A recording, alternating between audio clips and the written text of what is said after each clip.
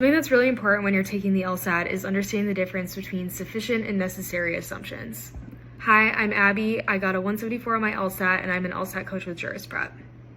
So if the sufficient criteria is met, then the conclusion is guaranteed. In other words, if you meet the sufficient criteria, then the conclusion is correct. But the sufficient criteria doesn't need to be true for the argument to be valid. And the way that questions could be worded that have to deal with whether or not you're dealing with the sufficient criteria are questions like, which of the following, if true, would allow the conclusion to be properly drawn, or the conclusion follows logically if which one of the following is assumed. And then necessary assumption means that necessary criteria needs to be true for the argument to possibly be true. So just because the necessary criteria is met doesn't mean that the argument is true, but if the necessary criteria is not met, then the argument is not true.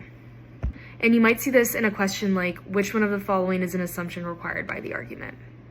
Click the link in our bio if you're interested in more individualized LSAT prep with JurisPrep.